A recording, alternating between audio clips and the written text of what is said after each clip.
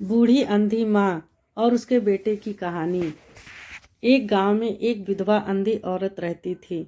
उसका एक बेटा था जिसके पालन पोषण की सारी जिम्मेदारी उसके कंधों पर थी। वह अपने बेटे को पढ़ा लिखाकर एक बहुत बड़ा आदमी बनाना चाहती थी, इसलिए उसने उसका दाखिला गांव के सबसे अच्छे स्कूल में किया। वह दिन रात मेहनत करती ताकि बेटे की स्कूल की फीस दे सके। लड़के के स्कूल के बच्चे उसकी माँ के बारे में जानते थे। वे सब उसे अंधी का बेटा कहकर चिढ़ाते थे। लड़का इससे बहुत परेशान था। उसे अपनी माँ पे शर्म आने लगी थी। वह उसके साथ कहीं भी आने जाने से कतराने लगा था। जब लड़का बड़ा हुआ तो उसकी शहर में अच्छी नौकरी लग गई। उसने अपनी माँ से वादा किया कि शहर में मकान लेकर वह उसे भी लेने आएगा, लेकिन वह शहर गया तो फिर लौटकर वापस नहीं आया। उसकी अंधी माँ उसका इंतजार करती रह गई।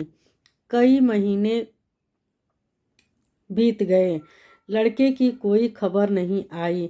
अंधी एक दिन उससे नहीं रह गया और वह बेटे से मिलने शहर पहुंच गई। पूछते पूछते वह बेटे के ऑफिस पहुंची।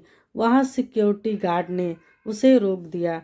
अंधी औरत ने गार्ड को अपने बेटे का नाम बताया और बोली कि उससे जाकर कह दो कि गांव से कोई मिलने आया है।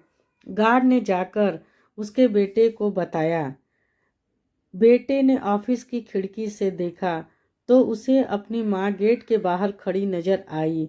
वह ऑफिस में सबके सामने अपनी माँ की वजह से शर्मिंदा नहीं होना चाहता था। उसने कहलवा दिया कि वह ऑफिस में नहीं है। अंधी औरत वहां से चली गई। शाम को वो लड़का ऑफिस से घर जाने के लिए निकला।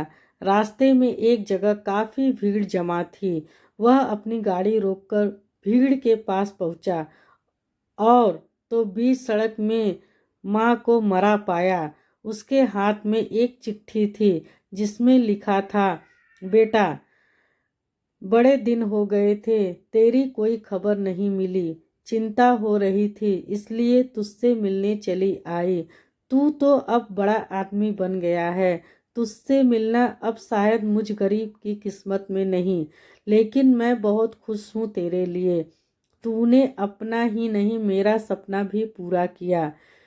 मलाल है कि तेरी तरक्की देख नहीं सकती। काश बचपन में मैं तेरी आंखों में सरिया न घुसा होता और मुझे तुम्हें अपनी आंखें न देनी पड़ी होती, तो मैं तेरी तरक्की अपनी आंखों से देखकर सुकून से मरती। तेरी अंधी माँ। यह पढ़कर लड़का फूट फूट कर रोने लगा।